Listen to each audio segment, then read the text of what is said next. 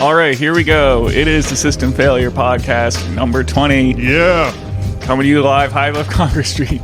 All right, well, happy or Merry Christmas, Happy New Year, Nate. Yes, it is the very last day of 2023. I expect 2024 to be a big year for the old System Failure Podcast. We are up to episode number 20, and to my mind, I expect it to be about episode 50. By the time we get to episode 50, I expect us to be like really good at this. So I feel like 50 reps is a pretty good a number to have in the can.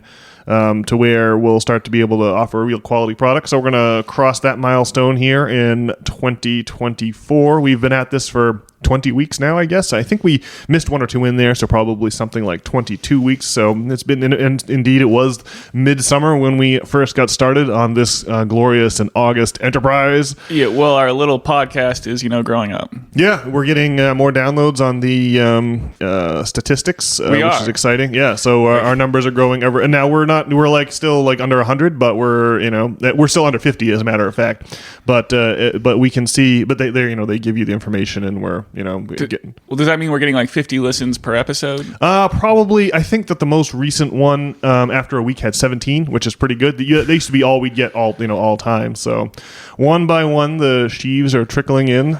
So that's exciting stuff. It's nice to see that we're gradually making headway. You wouldn't want to be going down in the numbers. That would be discouraging. Yeah. Yeah. I think we have, Brian, your beautiful new podcast rig to credit for actual sound quality that's approaching a professional level versus the Mickey Mouse equipment we had before, as it turns out. Well, you gotta love doing it on a real rig and being able to hear into the cans what you're saying. You gotta love it. Yeah. Well, we made the rounds, as we mentioned last week. When you have no kids, you're kind of expected to be the one to visit everyone's house. So I think I did about 3 Christmas parties this year. Most of those you were there for, Brian. So what would you say? Overall, I think it was a pretty good Christmas as far as they go. I didn't spend too much time in the car. We do have a middle brother, Jason, who he and his wife are renovating their kitchen, and so they just had to. So they just got the shaft. They were in the car probably for 4 hours of their brief Christmas. The sun's not up for long during these dark days of winter, and they spent most of it moving in the car, which is most unfortunate. Well, I think your typical millennial comes in 2 flavors, I guess. I mean, you've got you're either sort of married with kids, at a reasonable age of 35 or 40, or you're just going to be single for the rest of your life. You're in a right state, or never having any kids, or not owning a home, or a right state. Well, we were at my mother-in-law's house, or I guess future mother-in-law's house, for the night of Christmas itself, and I thought things went off pretty well. Everyone got a little toasty on a port that our middle brother brought along, and so that was fun. My future mother-in-law gave a little toast where she was like, it's so nice to have everyone at the table. And oh, by the way, God, if you could spare a thought for the rest of the world, we're in quite a situation here. The pot really seems like it's boiling. Now we're into my words and not hers, but everyone at the table understands, and I think everyone in the world understands that. We are really, the things are less functional in 2023 than they were in 2022, and things are less functional in 2022 than they were in 2021. We are, in other words, in a period of decline in terms of at least in terms of Western society or the United States, specifically speaking. I think probably no one would raise a skeptical eyebrow and think she was crazy for including the rest of the world in her prayer for Christmas, eh? No. Yeah, the weight of current events, I think, weighs heavy on everyone's shoulders. Yeah. The situation in Gaza, much ballyhooed on this very podcast, is the latest example of madness, and it's broken even some of my internet minds. Some of my favorite public intellectuals seem to be unable to grapple with it. The August Sam Harris seemed unable to deal with the election of the Donald in 2016, and his issues grappling with that have been very public. But I heard Eric Weinstein. Whenever I see Eric Weinstein pop up on the podcast guest list, I get really, really excited. He had a brief interlude probably a month ago now with Dave Rubin, and he just seemed to think that the Palestinians were just crazy people who were going to weaponize liberal democracy against the inhabitants of liberal democracy, and all rules were off the table. And I was like, I don't know, man. I feel like I just feel like when there's a land grab, people are going to feel a certain way about that, and when there's an imbalance in power, the people who have had their land grabbed are going to respond in any way they can. And I mean, like it makes me think of the British Army criticizing the Minutemen, the patriots of the American Revolution, for not standing in a straight line and wearing brightly colored clothes, but instead sniping at British regulars from the treetops, and accusing us of cowardly or asymmetric warfare. And you're like, well, it's the only thing we can do, the only way we can win, right? There's what a man. There's like the gentlemanly rules of engagement, and then there's what's kind of bred by necessity. Do you know what I'm saying? Yeah, well, I think it is interesting that the current events continue to break the brains of our trusted heroes of logic. I mean, just between like the Donald and the COVID and this business in Gaza, the framework that people have in their brains, like the conclusions they want to come to, doesn't seem to it isn't jiving with reality, which I guess you'd have to think is maybe a good sign, or that change is coming, right? Yeah. I can understand, I guess, if you are like our man Eric Weinstein's an Ashkenazi Jew, so I can imagine that would probably make it really hard to get an objective read on the situation. But usually, everything that comes out of Weinstein's mouth is either incomprehensible to me because he's way smarter than I am, or seems like genius because I can just barely grok what he's saying. But in this instance, I was like, yeah, I think it's a lot like the war on terror. It's like saying that the war on terror happened because people in other countries hate our freedom is kind of the same as suggesting that the Palestinians are merely uncivilized and barbaric, and that's why we're having this problem. It's like, well, I think that they have some political grievances that, if you listen to what those political grievances are, the situation starts to make a little more sense. But yeah. Well, I was listening to Crystal and Sagar respond to some, fan emails or whatever, and one person was asking them why they can't be more charitable to Israel in their coverage. And Sagar was saying, well, how much can you talk about October 7th when, it's just, there's just tons of footage of Palestinian neighborhoods in Gaza being leveled. Wow. Yeah, that's pretty good. And, how much can you talk about 9/11 when, America's having its misadventures in, Iraq and Afghanistan? It seems highly comparable. And, yeah, I don't know. What we need is some kind of pro-Zionist defender to get on here and make it all make sense, I guess. But it's crazy that somehow trying to be better than the Palestinians or the Hamas or whatever, it doesn't seem to be an option, and that the only morally justified play in the minds of these people is to level Palestinian neighborhoods, I guess. Yeah, we should have hopefully if we need a pro-Zionist sort of person to send us an email at nop.substack.com. Let us know why we're completely out of touch and totally mad. And big shout out to Crystal and Sagar. They have the best news program out there, I reckon. I don't necessarily agree with those guys and their editorial capacities, but they really, they just have news that's not bought and paid for by Pfizer, and it makes a huge difference when you go to consume it. So Breaking Points, Crystal and Sagar, good stuff.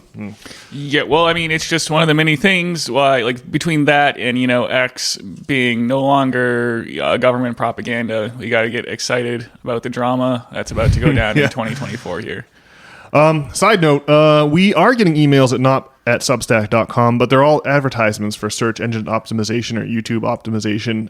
But the emails they send us are from people's email accounts who are selling the service and who can see how many episodes we have and reference in the email. So, although no one has emailed us at nop@substack.com yet, to actually respond to the things we're saying on this pod, we apparently our pod's out there enough to attract the flies that always surround the carcass, of the advertisers, in other words. So that's exciting stuff, eh?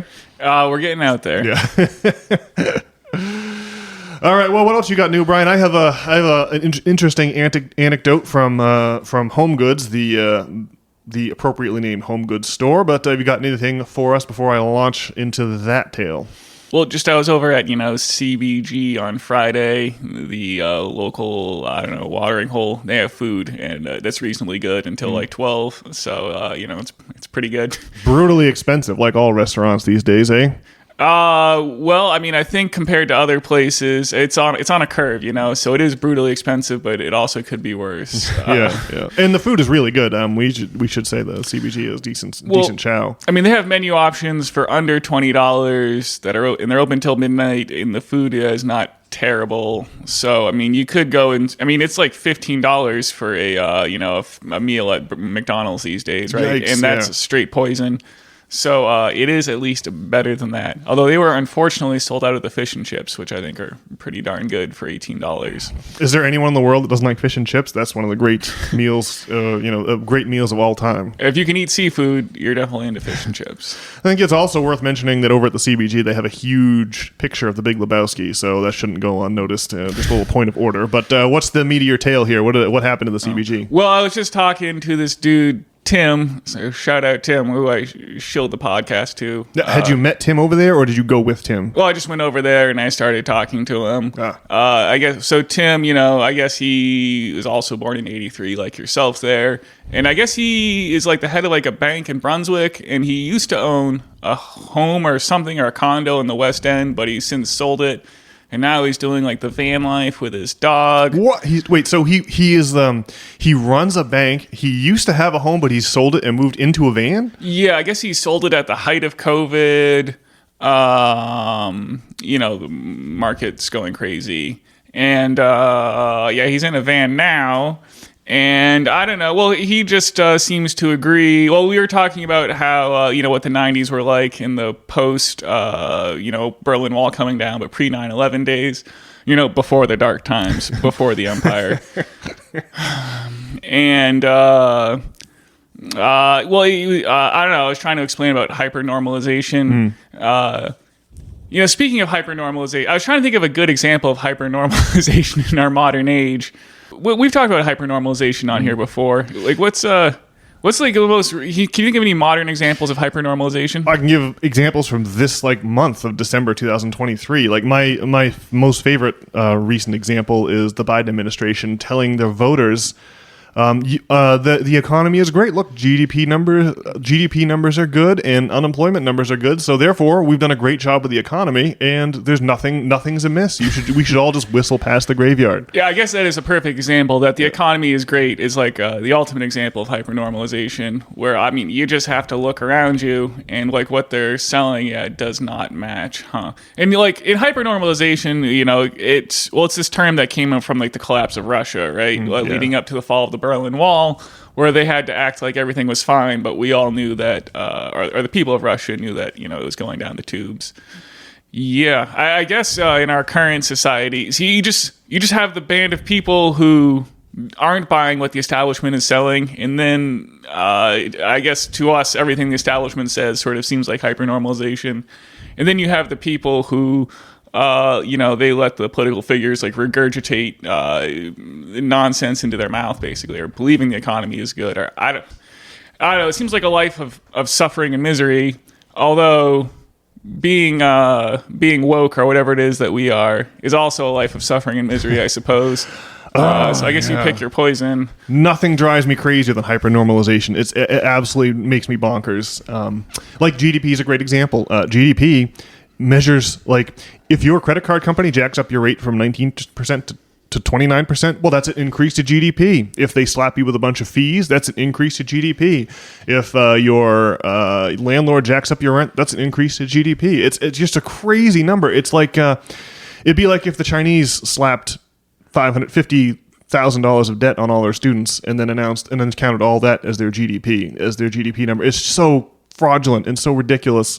It seems like, to your point, like it seems like the pie is basically half and half, or maybe it's beyond, maybe it was half and half in 2020, where half people are like, well, I have a house, I have a job, things are going fine. It's never been easier to order packages on Amazon. I don't know why all the people are screaming on the internet. And then half of us are like millennials, like this gentleman, Tim, who you mentioned, who living out of a van, or who have no path to home ownership or no path to having a family, and just are going, what do we even do? Why bother getting up and going to work if you're not going to be able to have those things? There really isn't. It's really destroyed the whole rationale for going to work. And that's why we get the no one wants to work canard so constantly regurgitated. But I think maybe it seems like with each indictment of the Donald, and oh, by the way, we should be remiss to not mention that our dear Secretary of State here in Maine has up and canceled the Donald from the primary ballot, which is a wild. Shanna Bellows, she once ran for governor, you may recall. She just kind of single-handedly decided that she has the authority to strike the Donald's name from the Republican primary ticket next year, adding to an almost certain collision with the Supreme Court with the good citizens of Colorado who've done this. At least it was their court in Colorado and not just some government official single-handedly making the decision out in Colorado. But man, that's just wild. Remember, the Dems are the ones who are like, well, democracy is in peril thanks to, because we can see on January the 6th that democracy, we are the party of democracy, but oh, by the way, we're going to cancel the Donald in any underhanded way we can that doesn't involve him. Yeah, I don't think it's going to go well. I mean, maybe, but it is going to go before the Supreme Court, and then they're going to have to try to say that the Donald is responsible for this insurrection. And I guess if you're just like a regular person, it seems like obvious that that's the case. But, the QAnon shaman, that guy's out of prison now, right? Because they released him after the tapes came out of what actually happened on January the 6th. He was just, led into the main Senate chamber, or whatever, by the police. Although they said he got released for good behavior. The Donald, tweeted that people should not riot at the Capitol, too. I think it's a tough case to actually make. And there's also the FBI informants and whatnot, and the FBI testified that they couldn't remark how many FBI people were there on the day of January 6th and whatnot. What is the name of the man who Ray Epps? Ray Epps, who has on video of the day before suggesting people go into the Capitol, and turns out the man's a federal agent of one stripe or another. Yeah, and I too have seen those videos of the Capitol Police pointing out the landmarks, and the protesters filing orderly through the Capitol Rotunda and admiring the mural of the apotheosis of George Washington to be found underneath the dome, and it's not the threat to democracy that they'd like to use as a rationale to cancel the Donald. From the election, but I think their efforts are just going to drive more people into the Donald's camp. Said another way, the half of us that are aware that of the hypernormalization roughly speaking, I think you probably agree with me, Brian, that the half of the pie who can tell that something's crazy is going on, we're the ones who maybe we don't vote for the Donald, but we're at least rooting against the establishment. And then there's the other half of the pie that just wants things to doesn't want the conflagration to spread, just wants things to continue down the same. The people who buy into the narrative of hypernormalization spun by our masters in Washington D.C. and in the media. But I think that number, I'm seeing more RFK road signs popping up, despite the man's deplorable stance on Israel. Popping up around Cape Elizabeth, some of the wealthiest addresses in the state of Maine, which is exciting. I think that I think that the number of people who are aware of the hypernormalization is approaching a critical mass. Or maybe I just want to believe that, but it seems that way to yours truly. If the Supreme Court overturns what Shannon Bellows and others are doing, it's just going to be a huge win for the Donald. And why do they do this stuff? And Bill Burr was on Jimmy Kimmel saying, if you guys hate the Donald so much, just stop talking about him. Yeah, I saw that bit. Yeah, that clip. He's like, the man's a narcissist, which you need to have emotionally neutral towards narcissists is the strategy, according to Wilfred Burr, who is always hilarious. That's pretty good. I saw that clip too. That's interesting. Yeah, it's certainly wild times. So on the topic of hypernormalization, and I've been doing the curbside pickup at Walmart recently for my groceries. It's the local grocery chain Hannaford's Obviously, the prices are all ridiculous at Hannaford's, and the quality ain't there in terms of the produce available and the goods available at the meat counter. So I will buy the steaks from Whole Foods, buy everything else from Walmart has been my strategy this past month and a half, and it's been working out pretty well. I did have the Walmart delivery with Walmart Plus. That's pretty good. If but they don't deliver to my new place in Cape Elizabeth, so I have to physically drive to the Walmart Super Center in Scarborough, Maine. Oof. And the Walmart Supercenter, as you are aware, Brian, is situated next to this Home Goods store. Now, Home Goods is owned by the same company that owns TJ Maxx, so this is it really is like the scavengers who are reselling Ebenezer Scrooge's dressing gown and bedclothes, at during the Christmas Carol. But that's what's at Home Goods. It's just stuff that couldn't be sold in other stores. It finds its way now down the ladder finally to Home Goods, and because Walmart was late with my order, like they couldn't get it together. I was supposed to pick up between 5 and 6, but it was like 5:30 and they still weren't ready. So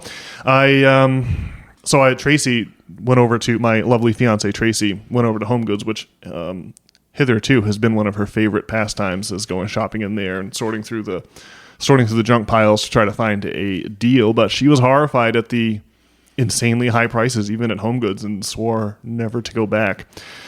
And that really shows you why it is that Democrats like Shanna Bellows just cannot do anything besides step on their own feet when it comes to a strategy for dealing with the Donald. I mean, the man, let's be real, is a bloviating narcissist. And so all of the old strategies they would use to exclude third-party candidates or outsider candidates just don't work on the Donald. He's very good at reading a room and working a crowd, and he doesn't care. They can sling mud at him, and it just washes off like water rolling off a duck's back, which is a hilarious quality. He's tailor-made to resist the attempts of the political establishment to exclude an outsider. And the reason the Dems can't, all they can do is get in their own way, is because they're bought and paid for by business interests who need the profits of their business to tick up by 3, 4, 5%, something every year. And the amount that they need their business profits to tick up every year is directly tied to the Federal Reserve, of course, because the Federal Reserve sets the price of money itself. And so if you, Brian, have a company and you IPO the company and put a bunch of shares out there for the public to consume or to buy, the public's only going to buy your shares if they have a reasonable expectation that you're going to be able to return value to them over and above the risk-free price of money set by the Federal Reserve. And so that's like Home Goods as a business. They have to make more and more money every year. And part of the way to make sure that happens is they buy the politicians and the news media, the people who own Home Goods, or the TJ, or whatever the holding company is that owns them and TJ Maxx. They have to make sure the politicians can't. What we really need to happen is to move the slider from corporate profitability to corporations serve people. They fill our need. They sell us the products we need and the services we need to live out our lives. Right? That's what corporations should be for. But instead, they're for increasing the profits by these tiny amounts every single year. But the way that compound interest works, the way that percentages work, is that adding 3%. This is where that GDP number comes in. It's supposed to represent the volume of business that we do every year. And the way that compound interest works is such that adding 3% to the 2023 economy is like adding an entire 1970s U.S. economy to the economy we already have. It just becomes hopeless after a while. Like we need a system where business profitability can be level versus having to increase at all times and in all places, and that is the unfortunate Federal Reserve system that we're currently trapped in. And it's the root of the hypernormalisation that's driving half of us crazy, 55% of us crazy, 53%, something like that. And so that was the discussion that me and the lovely Tracy had after her horrific experience at Home Goods, which was, heretofore one of her sanctuaries. Yeah, well, I think it's good news for the Donald and probably most of the citizens of the United States that, just corporate profitability is like at odds with like the political agenda, and that's what the Donald can exploit, right? Well, corporate profitability is at odds with the common good. and the common good is supposed to be the political agenda, but instead we have this other political agenda substituted for it. Is that what is that making is what we're saying making sense, fitting together? Well, I guess I'm saying it's kind of coming apart at the seams with like, Bud Light and Disney, where I don't know. I guess I don't quite know why they're doing like this establishment shill type thing, or they're trying to hold up values that they're doing things that aren't profitable, right? But I guess it's what like the establishment wants them to do. Like, what's an example? What are they doing that's I mean, they're trying to be profitable. They're just failing, right? Or are they intentionally? Or I think that, and I do think in some situations they will sacrifice profitability to keep control, but that in itself is a long-term attempt to maintain profitability. Well, Bud Light, I mean, they hooked up with Dylan Mulvaney, which I guess doesn't seem that bad. I mean, well, it alienated Bud Light's base, which is like regular Joes who probably, I guess, don't care for the excessive fixation on gender stuff, I guess. And I mean, I suppose there's really nothing. I mean, there's nothing wrong with Bud Light hooking up with Dylan Mulvaney, but I guess just the crazy emphasis on all on like sexuality and stuff is like through the roof. And like Disney, well, I mean, South Park lampooned them pretty good with Cartman as Kathleen Kennedy saying, "Put a chick in it and make it gay, make it lame." Yeah.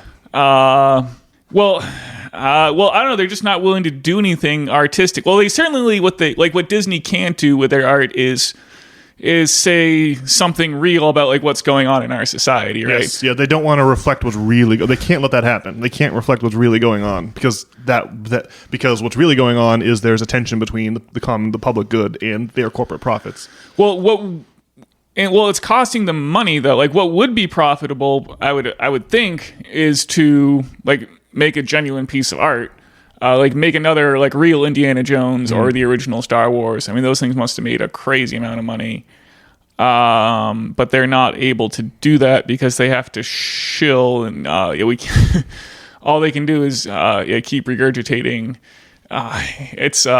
It's like in The Wall where the teacher's like opening up its mouth and spewing a bunch of worms into the children's mouth, right?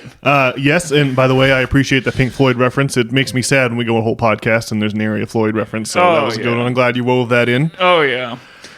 My take on the Bud Light situation is that in like 2010 and 11, there was this massive Occupy Wall Street where people were outside the banks and screaming about the malfeasance of the banks and about the horrible inequality, and that's the conversation they can't. So I think we got this whole first it was gay rights, and everyone could kind of agree broadly across the political spectrum. Yeah, we've not been kind to those of us who chance to be homosexual. Maybe we should reform our ways and put them on a more equal political footing. Fair enough. And that kind of got Barack. That was like tied in with the first black president, and so we just kind of went down that path. I think that the people who own, like the same people own Budweiser, or I think InBev is actually a European company that owns Budweiser now. But broadly speaking, the Davos crowd owns InBev and Budweiser, and they also own Disney. And I think that they thought that arguing over, what the definition of a woman is and all this crazy transgender stuff, there's an element of that fits in with maybe folks who they're really like when you go hunting, right? Sometimes you shoot down a deer with antlers and it turns out to be a female. Like transgenderism is like a thing, and maybe we'd ought to extend the same political consideration. Yeah, all well and good for sure, but I think they thought that this argument was a good way to distract from the banks, like, and the inequality, and that they started this whole discourse. And then Bud Light hired a moron out of Harvard for their marketing department, and this moron decided to inject that Trojan horse, that faux political philosophy, into the Bud Light marketing campaign, and it blew up in their faces. So I think that that's a screw up, right? It's not like I don't think that they're pursuing a strategy of seeding a little bit of profit now so they can take more profit later, right? They're not giving up a pawn now so they can take a queen later in terms of their corporate profits, which I think a lot of this is. Well, I think it's just that the old framework,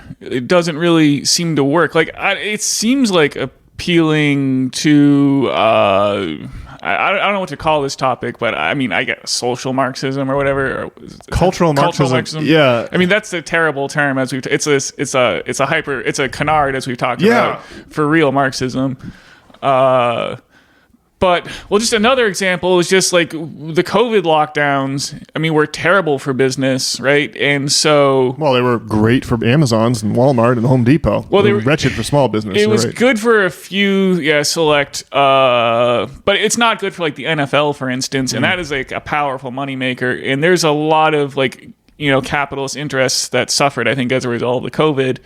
And so it makes an opening for the Donald. But I guess... generally speaking, just the old model of looking at things is just, it's falling apart for these podcasters with these issues that come up, and it's falling apart for businesses. It's hard to pinpoint, I guess, exactly what the old way of doing it is, other than that it doesn't seem to be adapting to... We're just still trying to apply this old model, and when new facts come up, people are having a hard time changing. Definitely, yeah. The old framework, it's like a bed sheet. It's like a sheet for your bed that's too small, right? It's you have to stretch it and tug at it in every direction, but it no longer covers the insane situation we find ourselves in. And what we need is a new bed sheet, but of course the people who are invested in the old bed sheet do not want to let that happen, so they're just damming up history, and it's like a zit that's getting more and more swollen and more pressurized. And man, I think the 2024 election feels like the march to a climax in the way that 2020 did not. And it's definitely true that Biden is way behind in all the polls now, thanks to these ridiculous indictments, and thanks to the fact that what the Dems need to do is say, what we're going to do is, if they want votes, if they want to appeal to the folks who don't buy into the hypernormalisation anymore, they have to be like, well, we're going to sacrifice some GDP. We're going to sacrifice some corporate profits to make things better for regular people. We're going to, in other words, ameliorate the mounting inequality that matches pharaonic Egypt or Rome at its twilight. But they can't do that because their donors are specifically paying them not to do that. They won't be reelected. And that's, I think, why they are just employing strategies that only make the problem worse. There's nothing they can do. We've got to get rid of that old bed sheet, and no amount of tugging at it like our dear Secretary of State, Ms. Bellows, can possibly make that bed sheet fit ever again. Well, like, inevitably what our government needs to do is like grow the customer base for these companies rather than continue to like shrink and extract from them, right? Yeah. And that's like the flip it's gonna need to happen and is not happening, and it's there's just that tension about switching to that new bed sheet that we're watching play out, right? I think that fundamentally what we need is democratic oversight over the means of production. Right? That, Riley, I think that is the flip that needs to be switched, and we've been dying for it for a century now. Marx wrote about this stuff in the late 19th century, and we in America are part of we were part of a great revolution, telling King George III to get stuffed, having the Boston Tea Party, prosecuting the American Revolution, resisting the banks during the Revolutionary era, resisting the banks during the Jacksonian era.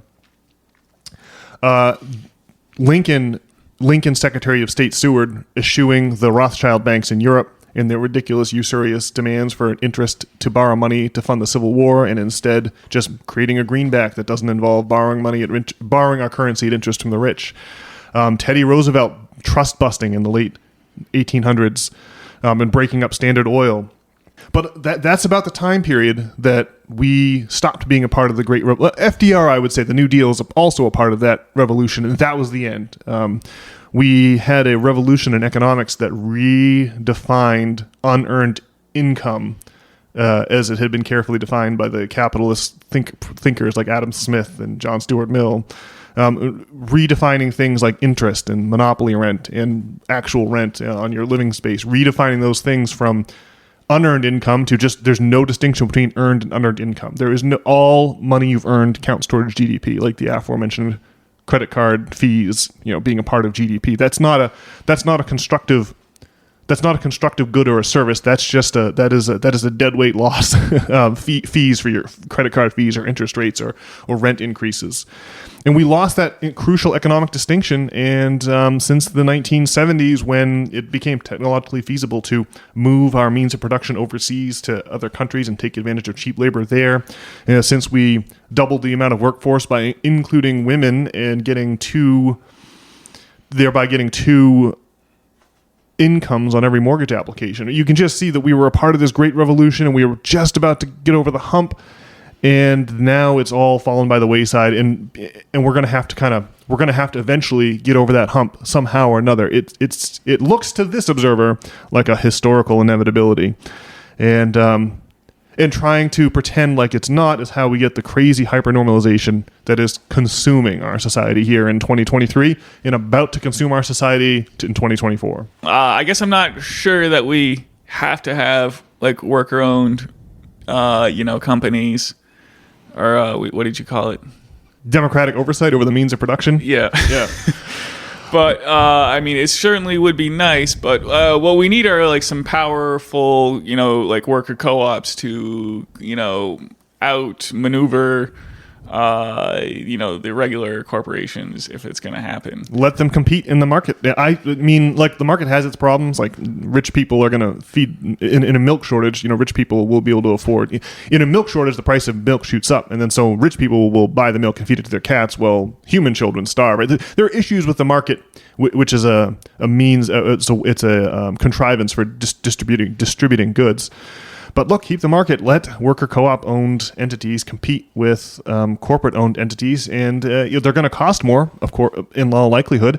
But see which one people prefer. One is going to derange our society irreparably, and the other leads to stability.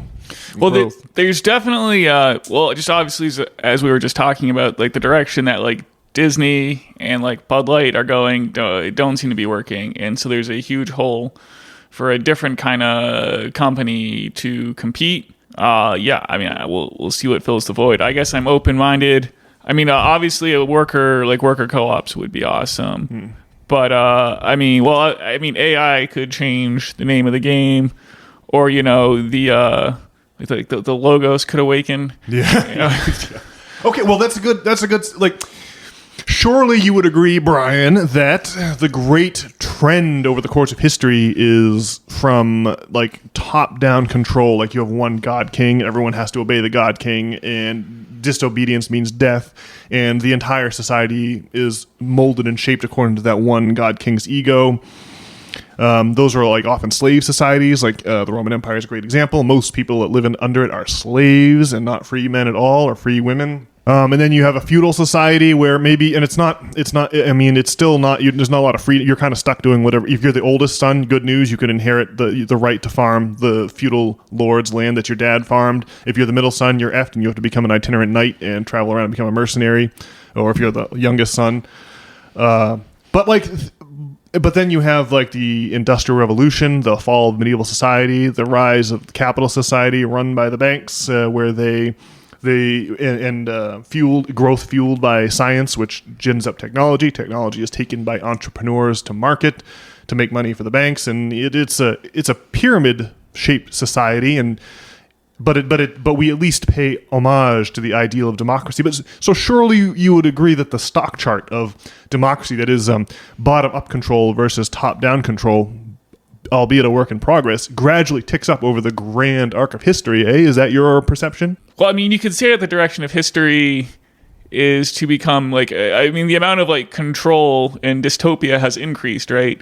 So you could say that the stock chart's trending towards more dystopia. Recently, yeah. So it's like a sawtooth pattern, right? You have these drops and falls, and then you build back up. But generally speaking, like all of the nobles of England force in the king's signature on the Magna Carta, right? Taking some of the king's power and diffusing it a little bit, like diffusion of power. That doesn't seem to you like the great theme of history? I don't know. Aristotle was saying in Politics about how like slavery is like the nature of man, right? Yeah, Aristotle I think was used to justify a lot of the slavery, the transatlantic slave trade. The words of Aristotle. Well, it's just, it's not like in gorillas. There's always like a silverback, and then you have like your regular gorillas, right? And that's just the way it goes. And so, I mean, certainly some amount of democracy expanding seems good, and there's obviously a strength in that. But I don't know that like just the nature. I think we're gonna have our silverback, so to speak, and so yeah, I don't know. I mean, democracy seems like a good thing. Although, well, I mean, you need something powerful like AI to make it so that people aren't, idiots and under the hypnotic sway of our reptilian overlords. Yes, yeah. So you need something to bust that up, and that's really like the crux of the problem with democracy is when people get stupefied by some powerful force. Yeah. Well, so that's the big liability cited by Plato that makes democracy, the big difficulty with democracy is the educated electorate, eh? Yeah, I mean, really slavery is like this mindset is like part of the thing about slavery. It's not just a matter of like freeing the slaves. It's about, you don't just like take away the chains. I mean, it's just the nature of like people's psychology and stuff. It's like Reek from Game of Thrones there. He gets his mind fucked and he becomes a slave, right? How do you break that chain? I think we have to pause and make a crucial distinction between slavery as it exists within the capitalist system in modern times and then slavery like it would have been during the Roman Empire. Like during the Roman Empire, slavery was an unfortunate and temporary condition that could happen to anyone. You could be freed, you could become a slave, like your city might get conquered, you become a slave, you could be freed if your master saw fit or if you had enough money to bribe your master to free you. Slaves were oftentimes the tutors of your children. They might be more educated than you, they might be literate. Slaves might be your lovers. They integrated with society a lot differently. Slavery in the racial sense was invented only in the 15th century. And the guy's name is like Gomez. He's a Portuguese writer. You see, the thing was the slavery, the transatlantic slave trade, where specifically Africans from the West Coast are the slaves in society. And then they could only ever hope to be slaves, right? There's no way you're going to become anything but the people with dark skin are just our slaves, and that's just how we recognize them. That all started with the sugar trade on the island of Madeira. Madeira was a Portuguese colony. It's off the coast of Africa. They discovered that you could take sugarcane and you could take that sugarcane, cook it down to create sugar, and that this drug was highly profitable and desirable, and you could make a ton of money off sugar. But there's one problem. Sugarcane grows in tropical environments, and those boilers are miserable to operate. They're really hot. And so they had the idea of plucking black people from the west coast of Africa, from the Ivory Coast, and chaining them to the cookers and forcing them to do that unpleasant labor. And doing so made them a lot of money. And I think it was King João of Portugal. And I would need to refresh my history, but the King of Portugal really needed, this is an uncomfortable situation, chaining people to the cookers and forcing them to make sugar for you. And they needed a rationale. So this guy, Inés de Gomez, Zorata Inés de Gomez, is something like that. He wrote this book at the behest of the king about how black people were subhuman, and therefore it was okay to chain them to the cookers, and the rest is history. That economic model got exported to the Caribbean islands for the sugar trade there, and then copied and pasted into the American South when King Cotton became a huge crop in the south of the U.S. And that King Cotton crop became even more important than sugar. When you watch like Gettysburg, that old movie, there's a British attaché to General Lee's camp because the Brits were like, their whole scam was take King Cotton from the south of the United States, bring it to the factories of Manchester, and turn it into textiles, and then export those textiles to India via the Dutch East India Company. Or the British East India Company, the descendant of the Dutch East India Company, to take that to India where it's illegal for anyone to sell clothes except for the East India Company. They have a monopoly there. That was the scam the English were running. And after a horrifying slave revolt on Haiti, they outlawed slavery, but they didn't really necessarily want slavery outlawed in the U.S., or at least they wanted to ensure that their crops, that their cotton imports from the southern United States remain intact so they could keep their scam running. But the point of this whole diatribe is that slavery is a degraded condition where people are kept in a traumatized and uneducated state. Presenting a huge problem to the outbreak of democracy is something that's very peculiar to the racial post-capitalist version of slavery and doesn't really match the concept of slavery from the Roman Empire. Whereas, as mentioned, you might have a tutor for your children who is literate and is familiar with Greek philosophy. And also people would pass in and out of slavery. Like it's like kind of like bankruptcy. It's unfortunate if it happens to you, but it isn't like a permanent condition. So I think that distinction ought to be made. But overall, I'm trying to convince you here that we at least pay lip service to democracy now much more than we used to. Right? It used to be the belief that people were fitted into rigid caste systems and that the lower caste would be unworthy of making decisions, and this was the rationale for heavily top-down societies. And surely the facts on the ground lend themselves to this idea that we live in much more bottom-up societies. We live in a much more bottom-up society, despite recent struggles post-1970s, today than people have ever lived in history. Does that seem like a crazy claim to you?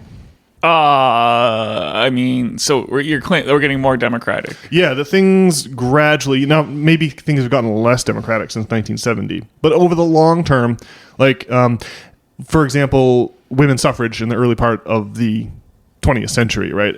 Or it used to be that, like, when the United States was first conceived of, only landowners could vote, right? Then you had to we'll allow poor people to vote, and we'll allow black people, ex-slaves, to vote, and we'll allow women to vote, and we just keep enfranchising more and more and more people, and becoming, over the 300-year course of history of the United States, generally speaking, democracy has increase. That is to say, power has diffused among more people versus being concentrated, even though the trend has reversed itself since 1970s. I shall certainly grant you.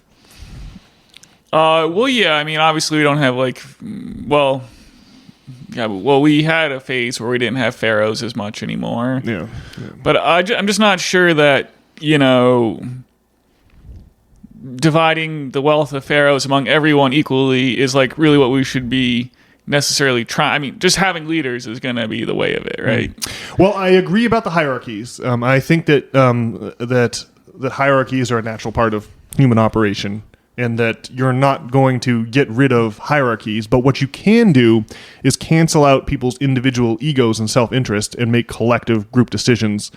I'm thinking, other examples of that happening might be the French Revolution or even the Communist Revolution in China. Like, no one believes, I think, that the Chinese are running a democratic state, but there are supposed to be elections starting at the local level and working their way up through higher and higher ranks till you get to Xi Jinping. I think that if you don't vote for Xi Jinping, you get disappeared. And I think, but at least they're imitating this bottom up sort of control nominally. Like, they're at least giving lip service to this notion of bottom up control. Versus before, China had an emperor, right, a holy emperor who was beyond question, and it was just total top down.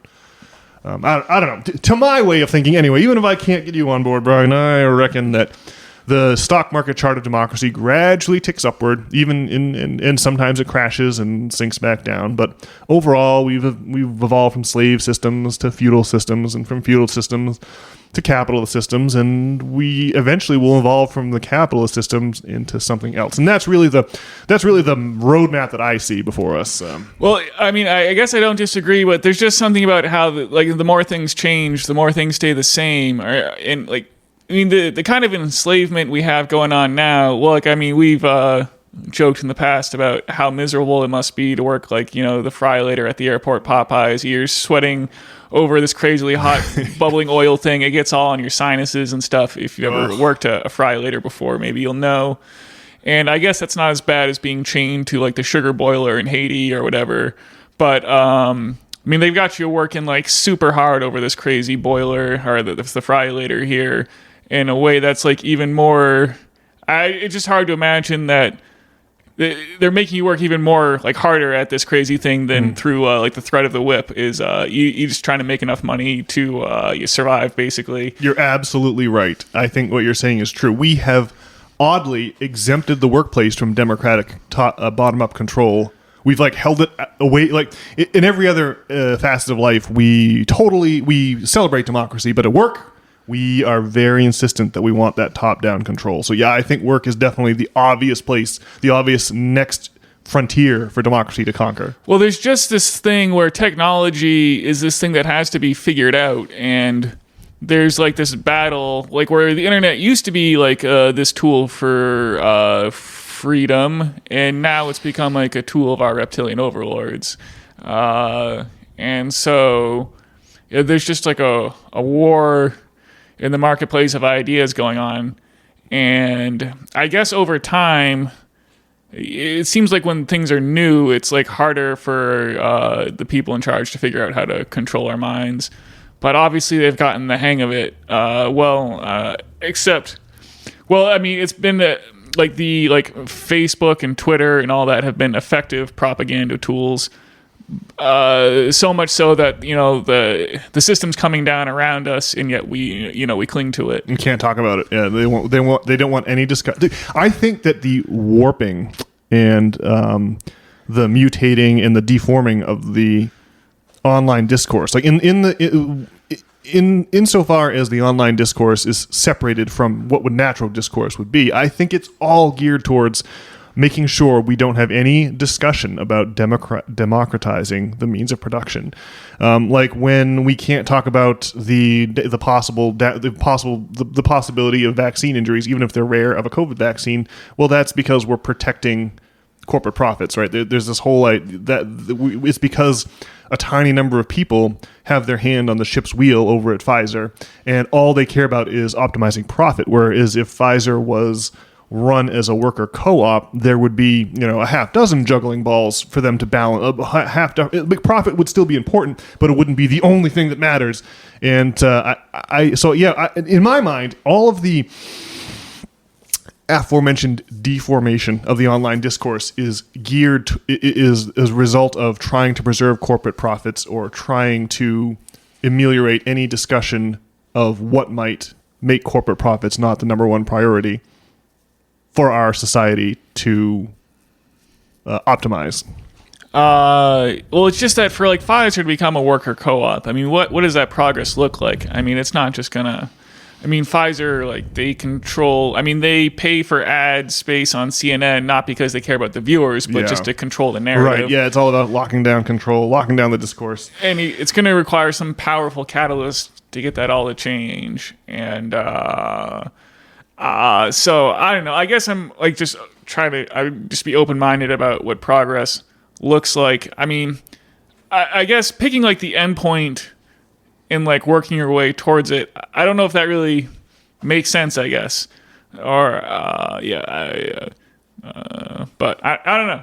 Yeah, sure. Well, like in 1917, the Russians had a revolution, and it was a successful revolution, largely in part because they were waving around these crazy books by Karl Marx, and they had this glorious, utopian future to kind of aspire to. We have no such thing. We're just wandering around in circles in a whirlpool in the cul-de-sac of hypernormalisation with no North Star to guide us at all. And I think that we need a North Star. I like the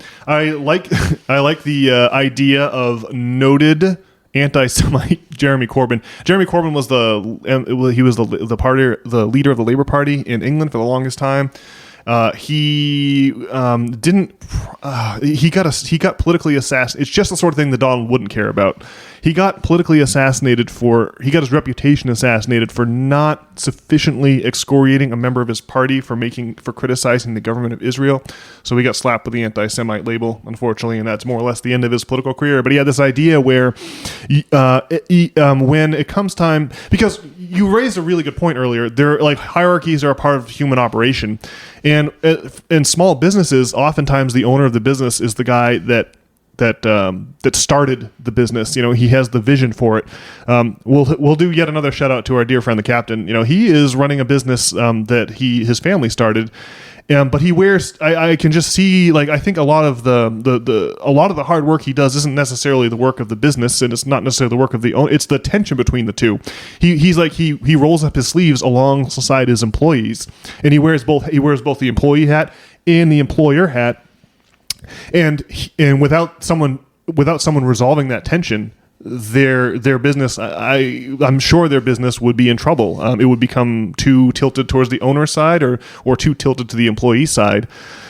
And the fact that he wears both hats is that's what I think every business should be. Every business people should be making decisions as if they're the owner and also working as if they're the employee. But Jeremy Corbyn's plan was, if you're going to sell your business, then you must first offer it to your workers they get what's called the right of first refusal.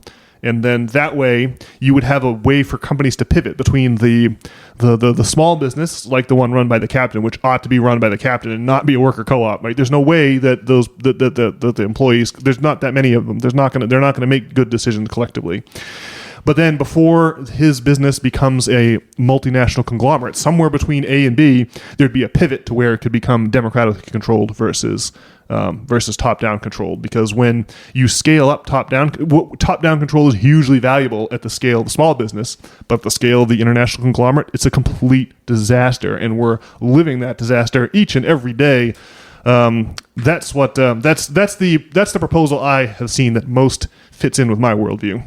Well, I guess just like in that 1917 revolution in Russia or whatever, like, I mean, America sent our troops to fight against the Russian proletariat, right? Yep, we sure And did. I'd have to imagine that America's just heavily involved in overthrowing every people's uprising. Yes. And so obviously you want to get to the point of having, like, worker co-ops. But just having just saying, well, we should have worker co-ops, you need to understand that, like, Pfizer is a crazily powerful entity. The question is, like, how do you make worker co-ops a more powerful idea? Okay, I see what you're saying. Yes, and you're right. I have gotten my cart before my horse here because I get excited about democracy, and but there's some real transition work that has to be done. That's the goal, not the journey. Yeah, I see what you're saying, and you're definitely right.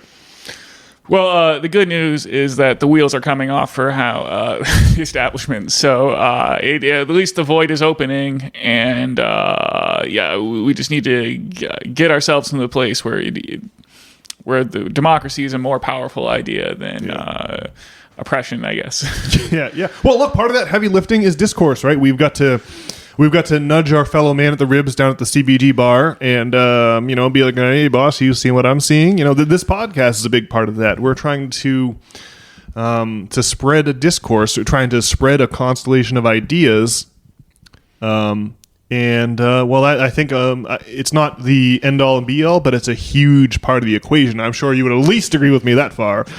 And so that's what we're doing over here at System Failure. All right. Well, I think that's a good place to leave it, huh? Okay. Yeah, we'll try to leave it on that inspiring note. But I will end the pod as usual by inviting you, our valued listener, to send us a note and let us know why we're mad to nop@substack.com. If you send us one, we'll almost certainly read it on the next pod. And if you want to read essays written by yours truly, expounding on the glories of democracy and the evils of ego and many other great topics like magic and Marxism and finance, then head on over to nop.substack.com and read a few essays and leave some comments. Let me know what you think. All right. We'll see you. See ya.